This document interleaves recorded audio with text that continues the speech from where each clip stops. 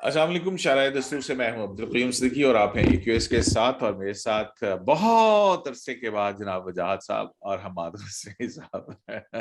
آج ان دونوں اصحاب کو بڑی مشکل سے ہم نے جو ہے وہ اکٹھا کیا, اور میں نے کافی دیر سے ان کو انگیج کر رکھا تھا, اور اچانک میں نے کہا جناب اب آپ جو ہے عوام سے بھی مخاطب ہو.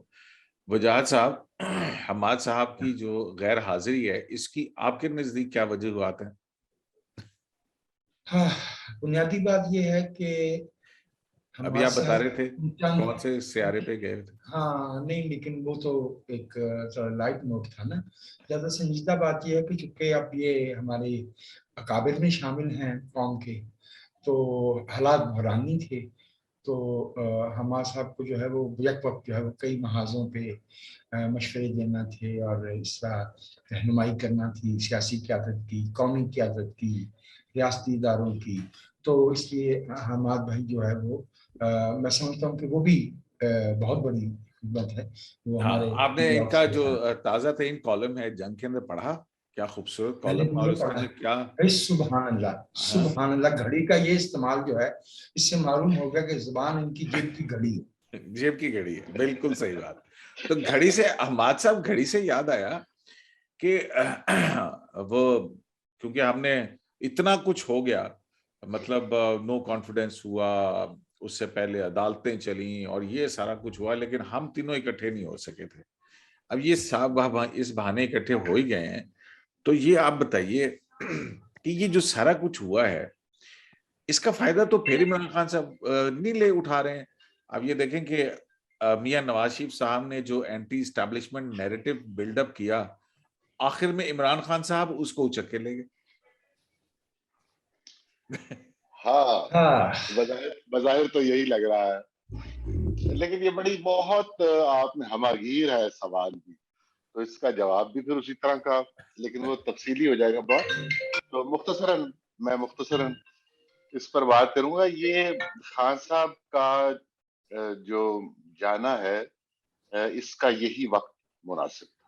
سر میں پروگرام جیسے ہمارے کچھ دوست کہتے ہیں نا کہ ذرا ان کو کرنے دیتے, کمپلیٹ کرنے دیتے ٹرم اپنی, تو کیا ہو جاتا. تو یہ بھی جیسے ملک چل رہا تھا, یہ اور ذرا نوز ڈائیو کرتا رہتا اسی طرح, تاکہ ان کے حامی جین کی تسلی ہو جاتی ایک دفعہ اچھی طرح کہ یہ کس ان کی کیپیبلٹی کیا ہے ایز این ایڈمنسٹریٹر یا ایز اے لیڈر بھی, اور as a prime minister basically. تو اس کی ذرا اور تسلی ہونے دیتے. لیکن اس میں بہت سے ایسے عوامل ہیں جو لوگ شاید کچھ دوست نظر انداز کر دیتے ہیں, اس لیے وہ یہ مشورہ دیتے ہیں. خان صاحب کا ایک صرف بنیادی جو مسئلہ ہے, اس سے پھر بہت سے مسائل جڑے ہیں. بنیادی مسئلہ یہ ہے کہ وہ آئین کو نہیں مانتے, اور جب آخری دن آئے تو پھر یہ بات بہت زیادہ برہنہ ہو کر سامنے آ گئی. یعنی سیدھی سیدھی جو باتیں تھیں نا, مثلا 14 دن میں اجلاس بلایا جائے, تو خان صاحب اس پہ بھی تیار نہیں تھے. 7 دن میں اس پہ ووٹنگ کروائی جائے, اس پر بھی تیار نہیں تھے. حتیٰ کہ انہوں نے ایک ایسی بات کر دی, پارٹی پالیسی کے تحت انہوں نے قاسم سوری کو یہ حکم جاری کیا کہ تم یہ سب کچھ یہ ختم کر دو, اس ووٹ آف نو کانفیڈنس کو, سرے سے اس پہ ووٹنگ ہی نہ کروائی جائے, کس ممبر کو گرنا اور کس ممبر کو نہیں گرنا, یہ باتیں بھی انہوں نے کہا فروئی ہیں, آپ اس کو ٹوٹلی ریجیکٹ کر دیجیے. یعنی آئین کو پھر توڑا. اور اس کے بعد جو ان کو اجازت ہی نہیں تھی, جس آدمی کے خلاف ووٹ آف نو کانفیڈنس کی موشن جمع ہوئی ہے, انہوں نے پھر اسمبلی توڑنے کی طرف چلے گئے. وہ پھر اور انہوں نے خیر آئینی بات کی. تو یہ بھی یہ کیونکہ اکٹھی ہو رہی ہیں نا, تو اس لیے ہمارے ذرا سامنے آ گئی. آپ اگر پیچھے ان کا طرز عمل دیکھیے کہ وہ کس طرح حکومت کر رہے تھے, تو آپ اس بات کی مزید تصدیق کریں گے کہ آئین کی طرف ان کا رویہ بس یہی ہے کہ یہ ایک چیز ہے, اس سے بچ بچا کے کیسے راستہ نکالنا, اس کے اندر نہیں, اس سے ہم نے اس کو بائی پاس کیسے کرنا. تو جیسے آپ دیکھتے ہیں کہ نیب کا چیئرمین جو ہے, اس کی تقرری کا وقت گزر گیا, وہ خدا جانے کس طرح چل رہا ہے وہ وہاں پر, لیکن اس کی تعیناتی نہیں ہو سکی. وجہ کیا ہے؟ اس لیے کہ اس کے لیے آپ کو اپوزیشن سے مشورہ کرنا پڑتا ہے آئین کے تحت, تو وہ اس کے لیے تیار نہیں ہے, یعنی آئین کی خلاف ورزی کرتے ہیں. اچھا, اسی طرح آپ کے الیکشن کمیشن کے 2 ممبر جو ہیں پنجاب سے بھی اور غالباً KP سے, وہ نہیں ہے, کئی ماہ ہو گئے انہیں, تو ان کی تعیناتی نہیں ہو سکی. کیوں؟ اس لیے کہ وہ ایک طریقہ کار دیا ہوا آئین کے اندر, وہ اس کو فالو کرنے پہ تیار نہیں. ایسے آپ نے پیٹل, جیسے ہم آرڈیننس کی بات کر رہے تھے, تو وہ کیا کس قسم کا آرڈیننس, وہ خلاف آئین ایک چیز بنانے کی کوشش جب اس پہ لیجسلیشن نہیں ہو پا رہی تھی تو آرڈیننس جاری کر. میں کہہ یہ رہا ہوں کہ آئین کے ساتھ ان کا رشتہ جو ہے وہ کمزور، تو کیا کہنا، یہ بھی یوفمزم ہے، وہ اس کو پسند نہیں کرتے. تو اب آگے وہ جس طرف جا رہے تھے تو ان کی حکومت اس وقت ختم ہو جانی چاہیے تھی. اسی میں آئین کے تحفظ کی راہ چھپی ہوئی ہے. ورنہ اگر وہ یہاں پر آگے رہتے تو کیا اب کسی کو اس معاملے میں کوئی شک ہے کہ وہ کیا کرنے جا رہے ہیں؟ کیونکہ وہ تو اگلے اب یعنی آخری جو بات ہوتی ہے پاور سینٹر پاکستان کا، اس پہ بھی اب قبضہ کرنا چاہتے تھے. جی ہاں بالکل. باقی تو جس طرح انہوں نے کیا سو کیا، لیکن اب تو وہ فوج کے اندر بھی گھس رہے تھے اور وہ چاہتے تھے کہ اس کو بالکل اس طرح شکنجے میں لے لیا جاتا ہے، اس طرح شکنجے میں لے لیا جائے اور پھر یہ سال وغیرہ جو گنتے ہیں نا لوگ، 6 مہینے ہیں اگلا الیکشن، یہ سب کچھ بھول جائے اور ایک اور ہی نظام کی طرف وہ بڑھنا چاہتے تھے. تو میں صرف یہ بات کر رہا ہوں کہ جو لوگ سمجھتے ہیں کہ یار آپ کو کس نے کہا تھا مسلم لیگ نون کو یا اپوزیشن کو کہ آپ یہ ڈوبتی ہوئی نیا کے اندر آ کر بیٹھ جائیں اور آپ پتوار سنبھال لیں، یہ تو بہت مشکل کام ہے. آپ بجٹ کا ہی کم از کم انتظار کر لیتے. آپ اس کا یہ ساری باتیں جنہوں نے یہ اپنے سر ڈالا ہے توق، ان کو بھی معلوم. لیکن یہ اس کے پیرالل کچھ ایسی ڈیولپمنٹس ہو رہی تھیں جن کا ایک دن بھی آگے جانا اس ملک کے لیے، اس ملک کے آئین کے لیے خطرناک تھا. جی جناب، اب آپ کچھ. جی بجاج صاحب، آئین شکن ٹھیک ہے، اور مطلب ان کا جو مختصر الفاظ اگر میں استعمال کروں حماد صاحب کے، تو عمران خان کا جو امیج ابھر کے آتا ہے وہ آئین شکن کا ابھر کے آتا ہے. تو اپنے اس امیج کے ساتھ یہ کہاں تک جا پائیں گے؟ دو طریقے ہو سکتے ہیں، دو راستے یہاں سے آگے امکانات کی ذہن پہ ہیں. جو بھائی حماد نے کہا کہ عمران خان صاحب جو ہے وہ آئین کو کچھ سمجھتے نہیں، آئین سے ان کی کوئی وابستگی نہیں، بڑی خطرناک بات ہے کہ آئین کے تحت حلف اٹھانے والا ملک کا چیف ایگزیکٹو ایک ایسا شخص بن جائے جو آئین کو جو ہے وہ محض ایک instrument of obtaining or attaining one's personal objectives، اپنے ذاتی مقاصد کے حصول کا ایک محض ایک آلہ سمجھتا ہوں. مجھے اس سے زیادہ حیرت نہیں ہے، کیونکہ میں جب دیکھتا ہوں تو مجھے ایسے معلوم ہوتا ہے کہ پاکستان میں جب ایک دفعہ ریاستی خفتوں نے لیاقت علی خان کے قتل کے بعد پاکستان پہ قبضہ کر لیا، تو year after year, decade after decade ایک غیر جمہوری، غیر سیاسی دھارا جو صرف ان افراد تک محدود نہیں ہے جو براہ راست اس سے بینیفیشریز ہیں، بلکہ پورے ملک کے اندر وہ ذہن بھی پیدا کیا گیا، اور ہم اس ذہن کے شاخسانے، اس ذہن کے مظاہر آئے روز دیکھتے ہیں. اور میں اس کو انسگنیفیکنٹ نہیں سمجھتا. میں اس کو اس لیے انسگنیفیکنٹ نہیں سمجھتا کہ جو جمہوری لوگ ہوتے ہیں ان کے پیروں میں آئین کی 280 شکیں ہیں، انہوں نے اس کے مطابق چلنا ہے. تو جو لوگ آئین کو جو ہے، اسکندر مرزا اس کو ٹریش کہیں، ایوب اس کو توڑیں، ضیاء الحق کہیں گے یہ 12 صفحے کا کتاب کیا ہے، یا ملک ٹوٹ رہا ہو اور یا خان صاحب ملک کو ایک آئین دے رہے ہیں. وہ آ رہا تھا، وہ تو کچھ اور معاملات ان کے ہاتھ سے نکل گئے. پرویز مشرف صاحب کہیں کہ یہ قائدی کی ٹوکری کے قابل ہے. اس سے جو ذہن پاکستان میں تشکیل پایا ہے، بھائی یہ 3 مسئلے ہیں جو بے آئینی کے خلا میں پلی بڑی ہیں، پروان چڑھی ہیں. یہ اس کی نمائندگی کرتے ہیں، وہ بناتے ہیں Kings party. Let's start from میں نہیں کہتا کہ 1946 میں کیا ہوا تھا، لیکن ریپبلکن پارٹی، کنونشن لیگ، پی این اے، آئی جے آئی، قاف لیگ، پیٹریٹ، تحریک انصاف، انہوں نے تو تحریک استقلال بھی بنائی تھی، عوامی تحریک بھی. تو مجھے تو اس لیے ان کو کنگز پارٹی کی ضرورت رہے. تو میرا یہ خیال ہے کہ کنگز پارٹی کی ضرورت ختم نہیں ہوئی. اور خان صاحب کے جو دو طرح کے فالوورز ہیں ان کے، ایک تو وہ جنہیں ہم بڑی آسانی سے جو ہے وہ پچھلے 20-25 برس میں پیدا ہونے والے 30 برس میں پیدا ہونے والے نوجوان لوگ سمجھ کے تو ان کو مطعون کر دیتے ہیں بہت آسانی سے. لیکن میرے خیال میں we also have far more dangerous segment in our society جنہیں میں dirty old men کہتا ہوں. میں اس کا اردو میں ترجمہ نہیں کرنا چاہتا. وہ میرٹ کی افطار پارٹی کہہ دیں آپ. جی میرٹ افطار پارٹی کہہ دیں آپ. جی آپ وہ کہہ لیجئے. آپ ان کو جو ہے وہ جیسے فیض صاحب نے کہا نا کہ آئے روز ان کے شہید جسم سلامت اٹھائے جاتے ہیں. اب اٹھائے نہیں جاتے، وہ لا کے اسکرینوں پہ بٹھائے جاتے ہیں اور وہ ہمیں دھمکیاں دیتے ہیں کہ ہم 30 لاکھ ہیں.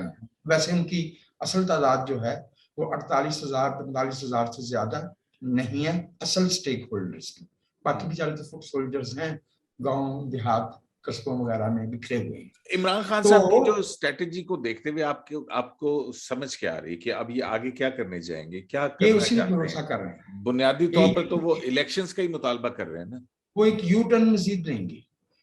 وہ ان کی پوری خواہش ہے جو جھلکتی ہے. وہ انہیں ابھی تو انہیں صدمہ ہے نا، ابھی تو شوق جو ہے وہ ایبزارب نہیں انہوں نے کیا ہے کہ اچھا مجھے باقاعدہ حکومت سے خارج کر دیا گیا. ابھی تو صرف اتنی سی بات ہے، لیکن اس سے آگے بھی کچھ باتیں وہ یو ٹرن لیں گے. میں آپ کو جو ہے نا وہ بہت احتیاط سے پیش بھی نہیں کر رہا. اور دوبارہ سے نان پولیٹیکل ایلیمنٹس کی سرپرستی حاصل کرنے کی کوشش کریں گے. ان کی حمایت موجود ہے. A lot depends upon what happens after November. From December onward, a new chapter will open in our history. It is very encouraging, very reassuring, very optimistic کہ جو ہمیں کہا گیا ہے کبھی ہمارا کیا لینا دینا ہے سیاست سے. لیکن اس مرحلے تک پہنچنے سے پہلے سرکار ہم پہ 2014 گزرا، 17 گزرا، 18 گزرا، 99 گزرا. تو ڈرتا ہوں آئینے سے کہ مردم گزیتا ہوں. تو ہم ابھی جو ہے وہ سیلیبریٹ کرنے کے موڈ میں نہیں ہیں اور ہم نہیں سمجھتے کہ یہ جو مشکلات ہیں ہمارے ملک کی، بھلے وہ خارجہ امور میں ہیں یا وہ سب سے زیادہ تو وہ معیشت میں ہیں، اس کی وجہ یا اس کا ذمہ دار کوئی ایک فرد نہیں ہے. انسٹیٹیوشنل اسٹرکچر پالیسیز ہیں. بالکل ٹھیک ہے. حماد صاحب جو ابھی بجاج صاحب نے جو اشارہ کیا ہے D G I S I کی پریس کانفرنس کی طرف، تو اس پریس کانفرنس کے اندر ایک بہت بڑی اناؤنسمنٹ بھی تھی، اور وہ اناؤنسمنٹ یہ تھی کہ نو ایکسٹینشن نتھنگ ایلس، نئی اپوائنٹمنٹ ہوگی. تو یہ نومبر کے اندر نئی اپوائنٹمنٹ جو ہے آپ کے خیال میں یہ حکومت کرے گی، یا نومبر تک آپ کو الیکشن ہوتے ہوئے نظر آ رہے ہیں، یا اس اپوائنٹمنٹ کے حوالے سے کچھ اور آپ کو ہوتا ہوا نظر آ رہا ہے؟ اچھا، مجھے بڑے واضح جو چیز نظر آ رہی ہے وہ یہ ہے کہ یہ حکومت اگلا چیف آف آرمی اسٹاف مقرر کرے گی. یہ پرائم منسٹر مقرر کرے گی جو اس وقت پرائم منسٹر شہباز شریف. آپ دیکھیے نا، مثلا یہی جو ساری بات وجاہت صاحب نے کی 100% درست. اسی کا اگر میں بھی جائزہ لوں کہ عمران خان اب کیا چاہ رہے ہیں الیکشن کے آگے، چاہتے کیا، تو پہلے تو صحیح انہوں نے کہا کہ وہ شوق سے باہر نکلنے کی کوشش کر رہے ہیں، اور ان کے جو حامیین ہیں وہ بھی شوق سے نکلنے کی کوشش کر رہے ہیں، کیونکہ ان کے اکثر حامیوں نے تو یہ کھیل پہلے دیکھا بھی نہیں ہے کہ کیسے ایک دم آپ ادھر سے ادھر آ جاتے ہیں، دائیں سے بائیں آ جاتے ہیں، یا اسمبلی میں آپ ادھر سیٹوں سے اٹھ کے ادھر آ کے بیٹھ جاتے ہیں، اور آپ متون قرار پاتے ہیں، اور آپ کے اوپر کچھ کا کچھ، ابھی تو کچھ بھی نہیں ہوا، کیسز بنتے ہیں، اور اکثر تو لوگ جیلوں میں چلے جاتے تھے. ہم نے تو یہ بھی دیکھا ہے پھانسی گھاٹ تک چلے جاتے تھے، کیونکہ ابھی کچھ بھی نہیں ہے، یہ تو ایک حکومت بدلی ہے. لیکن کیونکہ اس سے پہلے جو ٹرانسفر آف پاور ہوا ہے وہ تو ہتھکڑی میں، یا تو آپ کالکوٹری پرائم منسٹر ہاؤس سے، عوام کے اندر ہیں، بہت لکی ہیں یہ. بالکل. اور تو یہ جو ان کا ابھی جو ان کے حامی میں خاص طور پہ، کیونکہ ہم انہیں مسلسل دیکھتے ہیں اپنے آس پاس، تو وہ تو ایک ڈس بلیف میں ہے، وہ سمجھتے ہیں ان کے ساتھ بے وفائی ہوئی ہے، کیونکہ ہم تو تھے ہی، یعنی فوج کے ہم لوگ تھے اور ہم سارے مل کر یہ ملک دشمنوں سے اور کرپٹ لوگوں سے جان چھڑا رہے تھے، تو یہ آپ نے کیا کر دیا، یہ تو بے وفائی کیا آپ نے، تو آپ نے تو وطن سے شاید یعنی وہ بیچارے ایک دماغی حالت میں ہیں، کیونکہ وہ پہلی دفعہ اس سارے مرحلے سے گزرے ہیں، روز اول سے انہیں یہ معلوم ہے کہ ہم فوج یہ سب ایک گروہ ہے، اور یہ دوسرے جو ہیں چور ڈاکو یہ ایک علیحدہ گروہ ہے، اور ہم سب مل کے ان کا مقابلہ کر رہے ہیں، اور پھر وہ چور ڈاکو کو ہرا دیا انہوں نے، وہ حکومت بن گئی، اور وہ ایک یعنی ان کو سمجھ نہیں آتا کہ یہ ہوا کیا ہے تو یہ جو لوگ تاریخ سے واقف ہیں انہیں اچھی طرح معلوم ہے کہ کیا ہوا ہے اور یہ کیا ہوتا ہے، یعنی ایک قدم پیچھے ہٹا لینا ہی، چلے ہم نہیں مانتے کہ فواد باجوہ چودھری صاحب صاحب کا یا اسٹیٹمنٹ جو ہے، چودھری صاحب کا اسٹیٹمنٹ، لیکن ہم چلیں یہ سمجھتے ہیں کہ انہوں نے ایک قدم پیچھے ہٹا لیا، تو اس کے نتیجے میں پھر جو ہوا وہ ہمارے سامنے، کیونکہ اس سے پہلے سارا پاکستان تو جانتا تھا کہ اسمبلی کس طرح چلتی ہے، کون سے ریٹائرڈ لوگ کس محکمے کو چلاتے ہیں، واٹس ایپ گروپس میں کیا ہوتا ہے، فیصلے کیسے، یہ ساری باتیں آپ نے اتنی دفعہ کی ہیں اور آپ لوگوں کو اندازہ ہے، تو اس ساری شوق سے جب وہ نکلیں گے تو اس کے بعد کیا ہے، ابھی وہ کہہ رہے ہیں نا الیکشن پہ یعنی ایک دم کوئی کھڑے ہو جائیں لوگ، شاید کوئی تفریق ایسی پیدا کر دوں میں کامیاب ہو جاؤں کہ اندر سے ہی کچھ تقسیم ایسی ہو جائے جو شدید ہو جائے اور وہ خلیج بڑھے پھر، اور اس کے نتیجے میں مجھے فوری ریلیف اور مجھے دوبارہ اپنا لیا امبریس کر لیا جائے، تو وہ کیونکہ نہیں ہو سکا، ہوگا بھی نہیں تو اس سے آگے جو خان صاحب ہیں الیکشن، اگر سیاسی طور پر دیکھا جائے تو وہ الیکشن نہیں چاہیں گے، اگر یہ پریشر کے تحت وہ تبدیلی نہیں لا سکتے حکومت میں، تو ان کی خواہش ہوگی کہ یہ حکومت پر کچھ بوجھ پڑے، ان کے گناہ دھلیں یا پس منظر میں چلے جائیں، تو الیکشن پھر وہ چاہیں گے کہ اگر میں اگلے آرمی چیف کو لگانے میں کوئی کردار ادا نہیں کر سکتا ہوں اور میری مرضی کا اگلا آرمی چیف نہیں آ سکتا ہے، تو پھر مجھے اب الیکشن کے حوالے سے یہ وقت، اب میں چاہتا ہوں کہ یہ حکومت اپنے اوپر ملبہ لے، قیمتیں بڑھائے، آئی ایم ایف سے لڑے جھگڑے جو کرنا ہے، ملک کے حالات تو جو ہیں سو ہیں، تو پھر خان صاحب کو یہ سوٹ کرے گا کہ الیکشن زیادہ دیر سے ہوں، لیکن یہ جو ساری ان کی سیاست ہے، یہ چاہے اس سال کے آخر میں ہوں یا اگلے سال ہوں یا وقت پر ہوں، الیکشن جب بھی ہوں، اس الیکشن میں خان صاحب کو اگر کوئی ایسی سپورٹ میسر نہیں آتی جو کہ ان کو 2018 میں میسر تھی، بلکہ اس سے پہلے بھی میسر تھی، تو اس صورت میں الیکشن کے رزلٹ کیا ہوں گے، الیکشن کے رزلٹ تک خان صاحب اور ان کے ساتھی لگ بھگ اسی کیفیت میں رہیں گے، اب چلیں گے، میرا یہ گمان ہے، اور اس الیکشن کے رزلٹ سے یہ طے ہوگا کہ اب آہستہ آہستہ خان صاحب کے ساتھی جو ہیں وہ سرد ہوتے جائیں اور انہیں لگے کہ یار یہ تو کچھ نہیں ہو سکتا، یہ کیا لوگ ہیں ہمیں، اور اس طرح آہستہ آہستہ وہ پیچھے ہٹتے جائیں اور سیاست میں ان کا نفوذ یعنی ایکٹیو جو پارٹیسپیشن ہے وہ کم ہو جائے، یہ میرا گمان ہے کہ ایسا ہو سکتا ہے، it is one of the scenarios, لیکن جو بات وجاہت صاحب نے کی نا، یہ بڑی اہم ہے کہ پاکستان میں تو خیر ایک منظم طریقے سے ایک دماغ سازی کی گئی ہے نا، سیاست دانوں کے خلاف، آئین کے خلاف، لیکن آپ یہ دیکھیں کہ دنیا میں کہیں پر بھی ایک جماعت موجود ہوتی ہے ہر معاشرے میں جو سمجھتی ہے کہ ڈنڈا جو ہے وہ ہر چیز کا حصہ ہے، ٹانگ دیں جی ان لوگوں کو، ادھر فائرنگ اسکواڈ کے آگے کھڑا کر دیں ان کو، یعنی وہ آئین کو اتنی اہمیت یا قانون کو وہ جذبات میں خاص عمروں کے لوگ یا جھنجھلائے ہوئے لوگ اپنے مزاج کے اعتبار سے، تو کیا میں جو بات کر رہا ہوں، آپ دیکھیے کہ مشرف صاحب کی بھی تو اتنی حمایت تھی جتنی جتنی عمران خان صاحب کی حمایت ہے نا، یا ضیاء الحق صاحب کی تو شاید اس سے بھی زیادہ ہو، تو ایوب خان صاحب کے ٹرک جو ہیں آج تک پھر رہے ہیں تصویریں ان کی لگا کر، تو یہ معاشرے میں ایک تعداد ہوتی ہے جو ایک دھارا ہے، ہر معاشرے میں ہوتا ہے، ہمارے یہاں پر یہ ہے کہ اسے ذرا نرچر کیا جاتا ہے، پیار سے پالا پوسا جاتا ہے، ان کو بڑھاوا دیا جاتا ہے، ان کی رہنمائی کی جاتی ہے اپنی طرف سے، اصل میں تو ان کو مس لیڈ کیا جا رہا ہوتا جی، ہے، لیکن وہ دھارا موجود رہے گا، میں اس کو ختم کر رہا ہوں بات، میں اس کی موجودگی سمجھتا ہوں کہ یہ ایک فیکٹ کے طور پر میں نے اسے قبول کرتا ہوں، ہر معاشرے میں ہوتی ہے، ہمارے یہاں بالخصوص، اور یہ چلے گی، لیکن الحمدللہ کہ وہ لوگ اکثریت میں نہیں ہیں، اور وہ اسی طرح 20-22-25، یہ بہت بڑی ہمارے پہ کرم ہے اللہ کا کہ یہ معاشرہ جو ہے کبھی آج تک غلط بات پر اکٹھا نہیں ہوا، اکثریت نے کبھی آج تک یہاں یہ جو آئین کے ساتھ کھلواڑ ہوتا ہے اس کی حمایت نہیں کیا.